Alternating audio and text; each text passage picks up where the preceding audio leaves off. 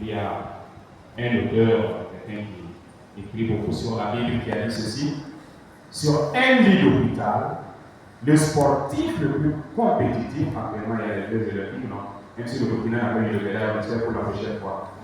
Voilà. Donc, même le sportif le plus compétitif, l'homme d'affaires le plus aguerri, le travailleur le plus consensuel est complètement démuni et est à la merci du personnel soignant. Il attend avec crainte les résultats d'un scanner ou d'une radiographie. Il apprécie les remarques peut-être d'une infirmière qui l'encourage parce qu'il a terminé sa soupe.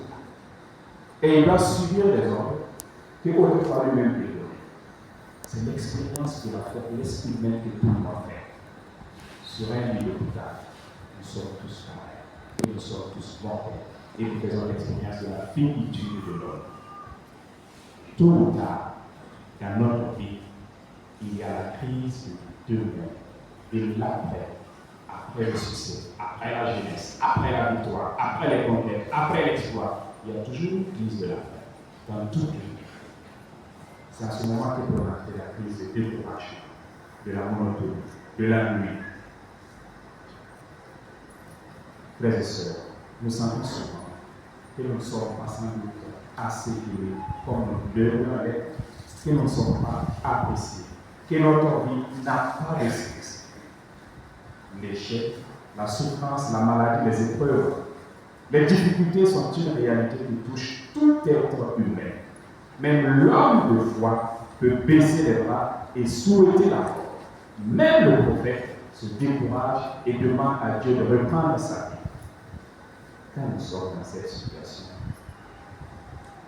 n'ayons pas peur de crier, n'ayons pas peur de pleurer, n'ayons pas peur de dire à Dieu notre profonde amertume, n'ayons pas honte de dire notre désarroi. On peut tout dire à Dieu. Il sait déjà. Regardons vers lui, tournons-nous vers lui.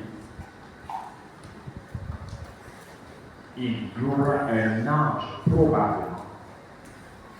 Il y aura du pain heureux. Et nous allons pouvoir reprendre force, courage et vie pour continuer. Quand nous avons écouté le psaume, c'est vrai que ça a été chanté, donc les paroles peut-être nous fuyaient un peu. Il y a deux parties qui sont très importantes. Le psaume disait aussi: qui regarde vers lui reste là. Sans ombre ne trouve au visage. Un pauvre cri, le Seigneur entend, il le sauve de toutes ses angoisses. Et le psaume continue en disant: l'ange du Seigneur tend à la tour pour libérer ceux qui le craignent. Vous déséloignez, le Seigneur est bon. Heureux qui trouve en lui son refuge. Les rois et mange. J'ai terminé le deuxième. Vous êtes encore éveillés. Je vais terminer le troisième. On y est. Je suis le pain de vie. Sur la route de nos vies, frères et sœurs, pour la route de notre vie, pour notre vie, notre salut tout simplement, il y a le pain de vie. Au milieu de nos tempêtes et de nos douleurs, il y a Jésus, pain de vie. Dieu nous rejoint là où nous sommes. Je voudrais demander à Omar, vous connaissez le chant de Monseigneur Baïga, Père pour notre vie?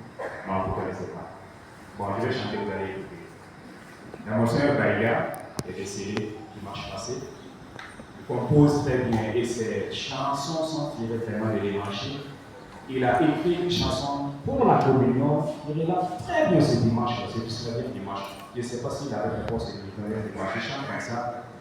Le Père pour notre frère, voici pour nous le festin, le corps de Christ adoré, banquet du Dieu saint, pain d'épreuve, pour soutenir nos pas sur le chemin, banquet du Dieu saint, pain d'épreuve, pour soutenir nos pas sur le chemin. Du pain pour notre frère. Voici pour nous le festin. Le corps du Christ dans nos mains, banquet du Dieu Saint, Père des pèlerins, pour soutenir nos pas sur le chemin. Il nous a laissé un grand héritage que le Seigneur va trouver dans son royaume. Quand nous parlons du pain de vie, frères et sœurs, nous devons faire une différence dans notre expérience quotidienne entre la foi et la crainte. Face à l'épreuve, face à la souffrance, on peut avoir peur, on peut craindre, on peut aussi avoir la foi.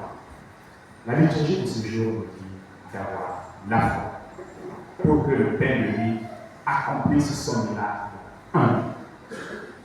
La crainte se nourrit du négatif. Elle nous fait croire que le pire va se produire, que rien ne va changer.